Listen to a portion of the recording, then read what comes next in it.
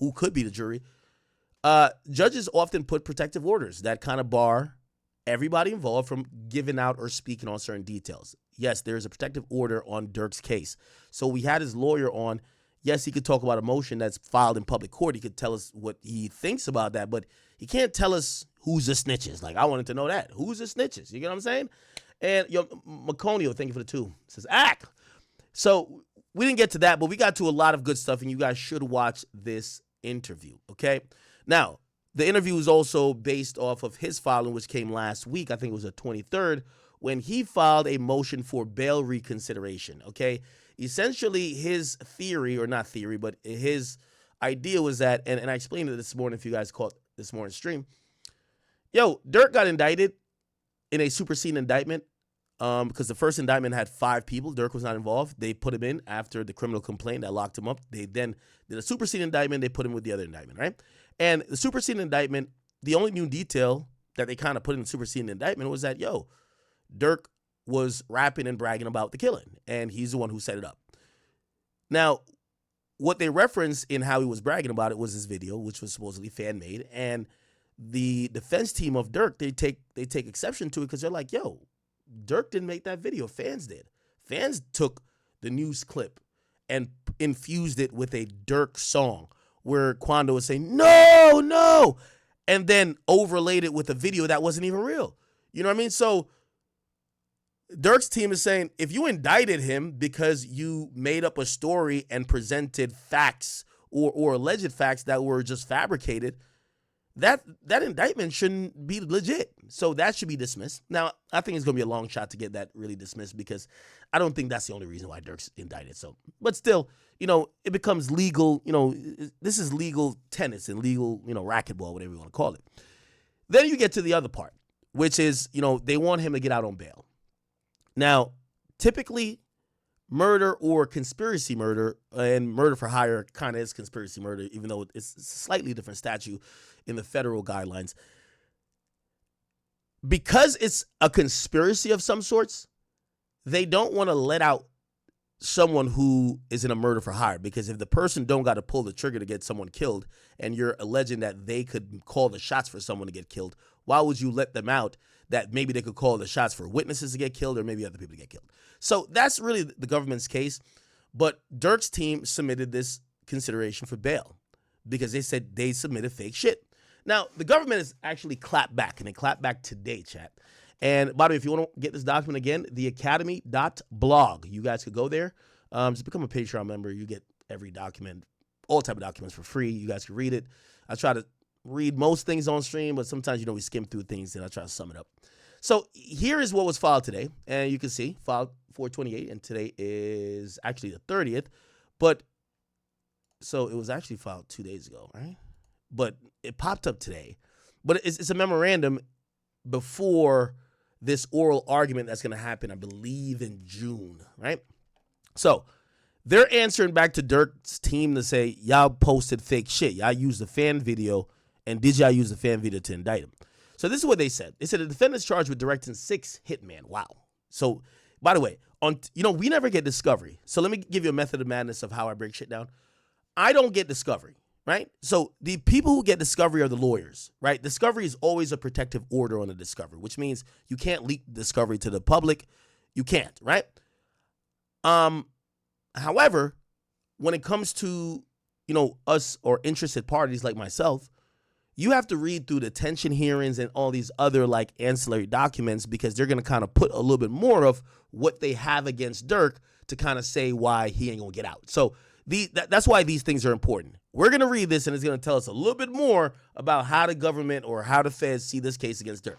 So they say Durk is charged with directing 6 hitmen to travel across the country to hunt and kill his rival, Taekwon Bowman, which is Quando Rondo. The defendant allegedly orchestrated and financed the brazen murder plot that culminated with the shooters ambushing Taekwon Bowman's vehicle at a busy gas station in broad daylight and killing his cousin, Lil Pop. Now, this is why I keep telling y'all got to go watch this interview with me and Drew Finland.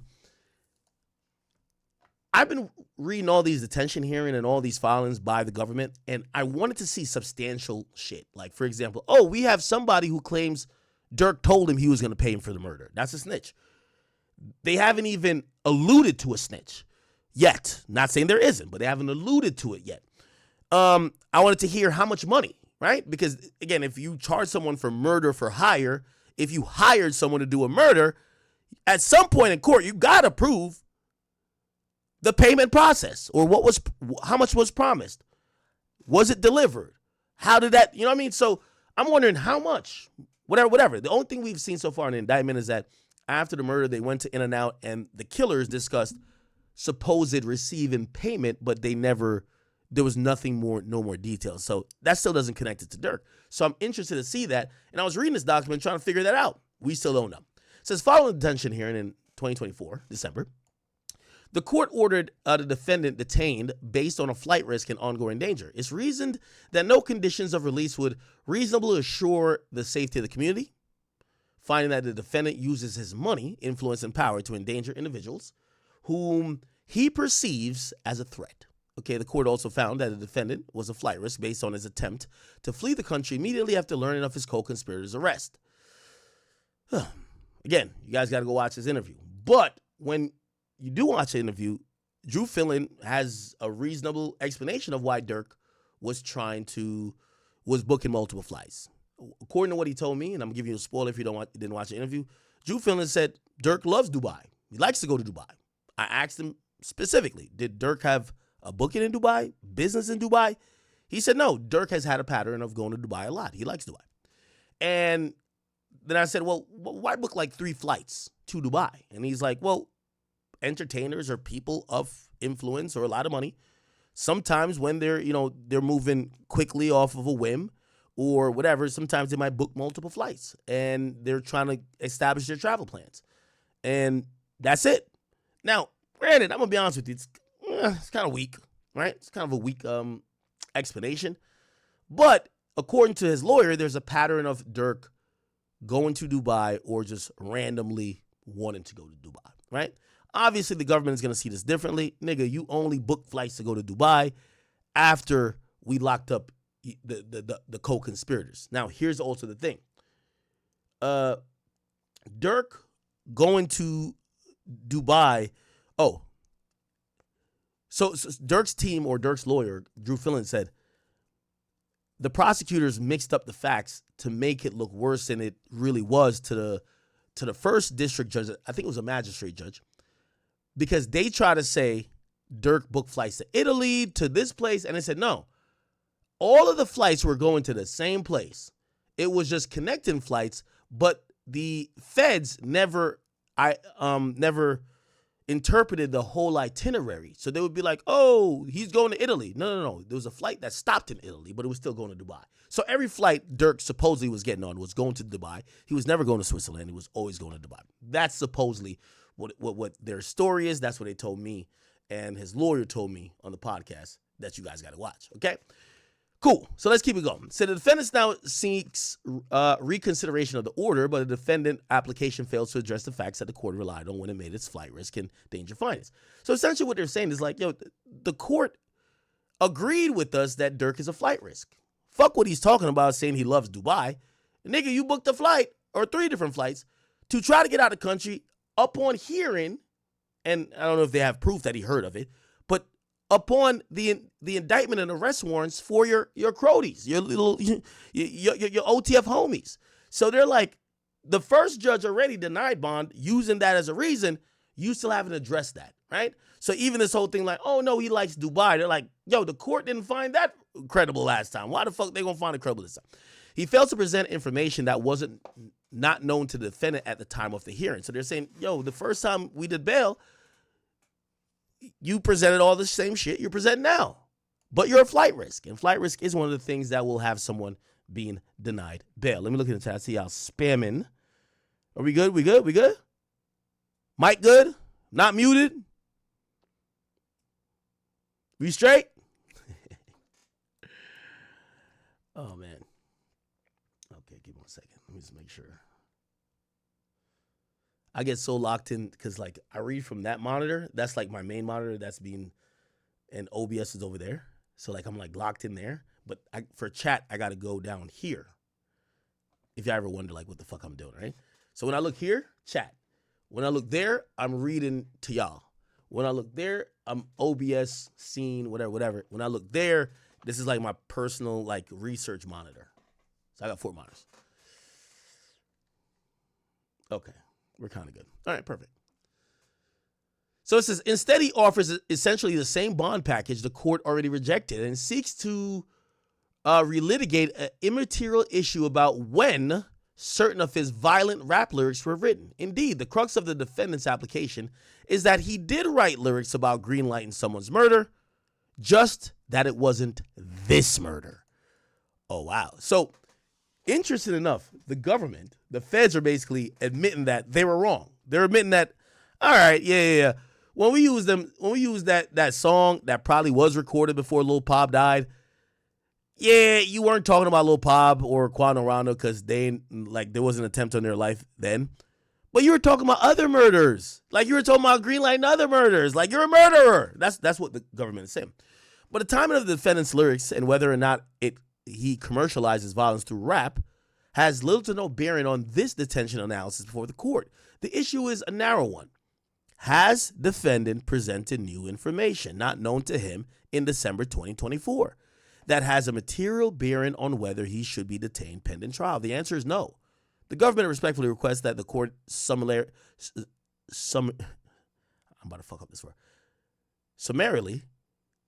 denies the defendant's application for reconsideration. Okay? They go over this idea of him trying to flee. They said soon after law enforcement executed warrants on the other people, the FBI learned that a defendant had booked 3 international flights, including one to a non-extradition country. The defendant skipped the first 2 flights and was arrested when he showed up to board a private jet scheduled to leave the United States a short time later. On November 7th, 2024, the grand jury returned the first superseding indictment against him, and they identified the defendant at co-conspirator 1 and alleged that he formed and was the leader of OTF, a group of individuals who engaged in violence, including murder, blah, blah, blah. And they did it at the direction of banks to maintain their status, which, by the way, that's almost like summing up a RICO, but I don't think they hit him with a RICO. Anyway, murder for hire is it kind of falls under conspiracy, though. Anyway, defendant is ordered and detained. Okay, so basically they agreed that he was ordered and detained, but they address these lyrics, right?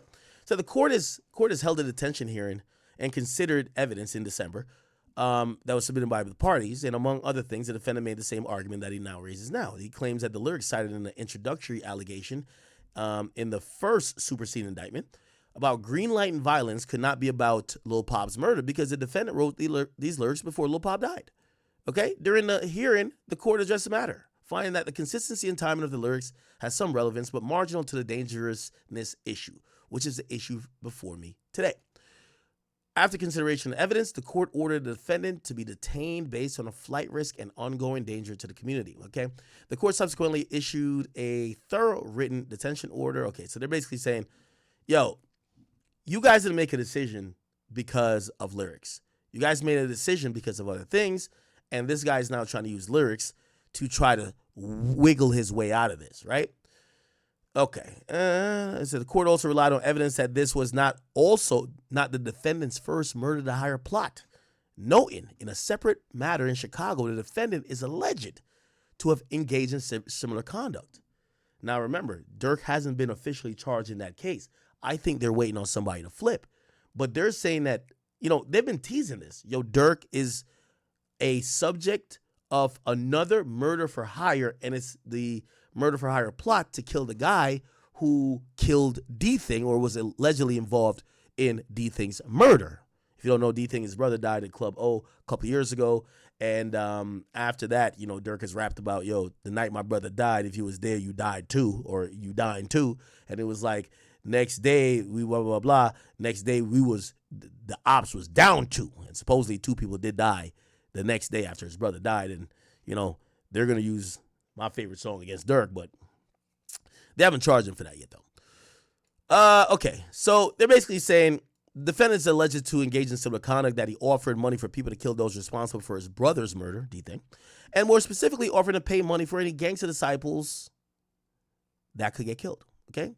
Says, as a result, the court found that the material proffered by the government supports the conclusion that the defendant uses money, power, and influence, and whatever perceives as a threat And then they use a brief that is actually under seal. So essentially, there's a government brief under seal for the other case that literally says Durk, like they haven't charged him yet for the other case, right? The other murder for hire in Chicago, but they're claiming Durk is the one who paid for the guy who got killed murder because Durk thought he was involved or he killed his brother.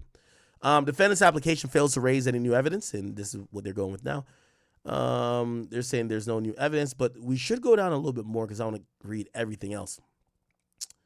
So, give me 1 second. All right. So they kind of here admit that the fan-made shit is real, and they admit that, yo, we might have made a mistake with that, but they're saying, Judge, your decision wasn't made on our mistake. It was made about other reasons, and what we put forward that was a mistake was a really nominal and marginal, very small issue. Anyway, here's another big thing that kind of came up, right? Okay, cool. So here, it says, moreover, the defendant's proffer that his fans, rather the defendant himself, has created the videos linking him to Lil Pop's murder is immaterial to the defendant's danger of flight. The defendant was not detained because of the videos his fan created. It was detained because he's alleged to be the leader of a violent organization, because he orchestrated, funded an execution-style murder with machine guns at a busy gas station, because he tried to flee the country after his co-conspirators were arrested. Check this out. But even, very important right here, chat. Check this out. But even if the lyrics or videos had some bearing on the detention analysis, they corroborated the defendant's danger. The defendant has repeatedly used his pulpit music as a voice of violence, publicly rapped about paying for murders, hunting opponents with machine guns, bounty hunters in Beverly Hills, and in other lyrics that have striking similarity to the modus operandi, which is the MO, used to kill Lil Pop. As the court found in ordering the defendant's detention, the defendant uses his money, power, influence to endanger individuals whom he perceives as a threat, and this is where we get a footnote. Check this out. For example, the defendant was featured on another artist's song in which he raps, I don't want no niggas who you catch. I want the ones I paid for. Trolling ass. We shot your homie. And that was him on Gucci's Rumor. Okay. Then they point out something else. And they say there's a song called Scoom His Ass featuring Booney Mo. It says available at whatever. It says Poppin' Traffic. We in Cali riding through Beverly Hills with choppers, dying to see the oppas. Then, it's another lyric, Bounty Hunter. He ready to crack that little bitch down to get her off. Then they continue by saying, although Scooma's ass doesn't appear to have been officially released by the defendant, the lyrics are authentic as the government seized the audio file from a co-conspirator's cellular phone pursuant to a federal search warrant.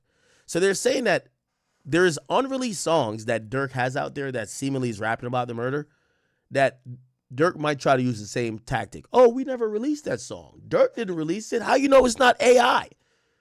Prove that this is a real song. They're saying, well, one of his co-conspirators, they went through his phone and found that song in full on that person's phone. It says, and they found it after they got a search warrant for the phone. And it says that has been produced to the defense. Okay, so in this case, because of his lyrics, it's true that words have power, and that the defendant's words about green light and violence and placing bounties may be admission of criminal conduct. That's for the jury to decide. But this case is not about how the defendant made his money. It's about how he allegedly chose to spend his money and wield his power in August 2022 on death and violence. Conclusion. For the foregoing reasons, the government respectfully requests that this court deny the application and maintain its order denying or detaining defendant pending trial in this matter. Okay. That's the new update. They want to deny Durk's bail because they feel he has not brought anything new to the table. And this whole thing about, oh, they use some lyrics or they use a fan-made video, they're saying that wasn't the main factor in consideration when he was denied bond, and they want that to be quelled. Now, there's still another conversation to be had, which is called a motion to dismiss. That's going to be considered separately, which is if they use this fan-made video, which is basically fake evidence, to indict him, should the indictment be held true? We'll see if that comes out. And apparently there's going to be a separate thing about the minutes or the order or the transcript of the grand jury, and I don't know if we'll be able to see that. It'll probably be under seal, if you ask me. But it'll be available for the defense to review, if you ask me. All right, cool. Enough legalese shit. Anything else with the Durk trial? We talked to Durk this week. We talked to his lawyer. Durk put out a statement. Let's look at the statement Durk put out. The statement read as this. It said, the recent developments in Durk's legal case have brought a harsh truth to light. The government presented false evidence for a grand jury to indict him. And then when they say, this isn't justice, that's a violation of the very system that's supposed to protect all of us. Durk has always used music to tell stories, express pain, and to heal, and yet those same lyrics are now being used against him. We refuse to stay silent as black artists continue to be criminalized for their creativity. Rap is art. As family, we are asking the public, the fans, and the culture to stand with us, stand for the truth, stand for fairness, stand for the voice. Free Durk. Okay? We'll see if that's successful. I saw his wife post it. By the way, can we address this real quick? Because I've seen people also talking about it. And, people, sometimes we put narratives on people. I've never talked to India Royale. I think that's her name. But I've seen videos going around. They were like, yo, India's cheating on Durk. You know what I mean? She was like, yo, look. There's a video where India got her hand on another man's lap or something. Like, I don't know what the fuck they were saying. Let's see. Let's see if we can find it. Okay. Oh, she addressed it too. Let's see if we can find it. Okay, so this is a video, and they said Lil Durk baby mom spotted with a hand on a dude's leg at a party. Okay, so India is here, okay? This is some guy, we don't know who it is, but they're saying her hand was near his dick.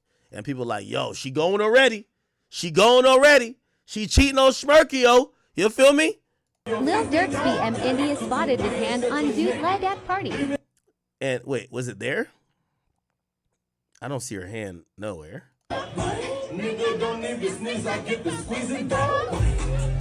Hey. Hey. Oh, they partying up in the hotel suite? Okay. Wait, what are we looking at? Supposedly he's here? Okay, so right here, they're saying her hand is on this guy's lap or like on like his thigh. And they're like, yo, she's going. She's fucking this guy. What? Why is she rubbing that nigga inner thigh down? Like, come on, that look like she about to slop him up. Chat, I'm like, come on, bro. I know the internet likes to just take little instances and run with it.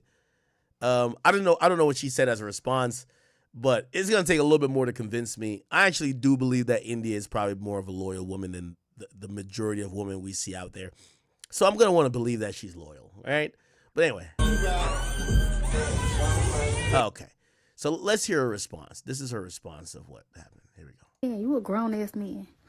Do y'all remember when me and you were family? Do we know you? Yeah, you a grown ass man. Do y'all remember when me and you used to like lay concrete, change tires, go to war?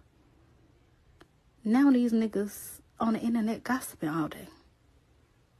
Like, what's happening? Now, I do got to say this, even though she's talking to whoever this commenter is. India, we remember when women used to stay in the kitchen. But now y'all on TikTok and y'all on everywhere twerking all day, showing y'all ass, and y'all doing all type of fucking debauchery. We got to stop this narrative talking about why are men doing X, Y, and Z when women ain't doing none of the things they used to do. Women used to be seen and not heard.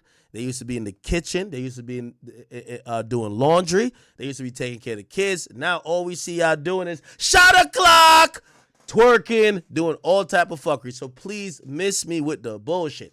I don't want to hear no woman in 2025 talk about what men used to do when no women currently are doing anything that women used to do back in the day. Women these days, they're only concerned with that shit. Let's keep it a beat. We just got to be honest. Y'all be like, oh, I missed it. Women be like, yo, I miss the days when men used to do construction. And I miss the day when you used to make a sandwich. I miss those days. These days, chicks only want to be in Chanel, on the yachts, want to be twerking in the club, bottle section, all type of fuckery. None of them is saying, let me go take care of the household. Let me go raise the kid. We don't see that. So again, if y'all roles and y'all expectations have changed, why can't niggas change their expectations? Anyway, let me go back to her explanation. What was it? Sorry. This is her explanation right here. Do we know you? Yeah, you a grown ass man. Do y'all remember when men used to like lay concrete, change tires, go to war? Now these niggas on the internet gossiping all day. Like, what's happening? Oh, this is the dude she was with? It's a record the dude you put your hand on too. I guess this is the guy.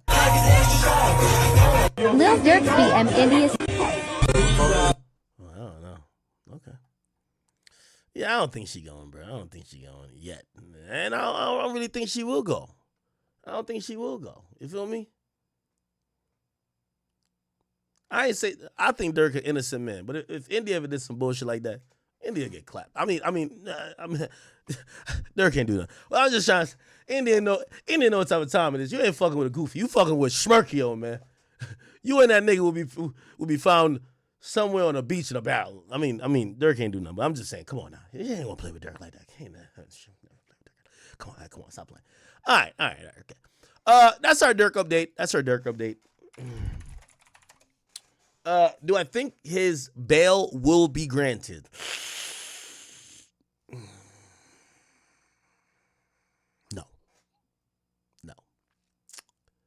No.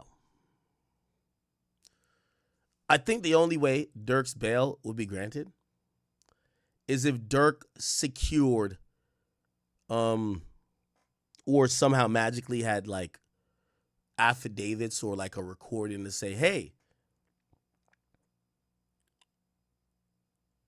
which would never happen, I think. Say someone who was involved or is charged with it be like, yo, Durk knew nothing. But even then, they would think Durk paid him off or coerced him. But somebody who has to be like, oh, yeah, we're on a plane with Durk, but Durk ain't know that was going to happen. I don't know. Like, it's kind of very tough for Durk to, it's very tough if you ask me, for Durk to get through all of that. All right?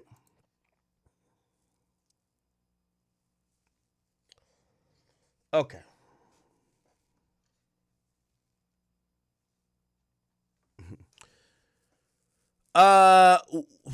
Okay. Let me see. What are we doing? Oh shit! I ain't gonna lie. Chat, I'm gonna give you an update to like some shit we covered before, but it's a little bit messy. But let me see. Adam 22. No jumper clips, I think.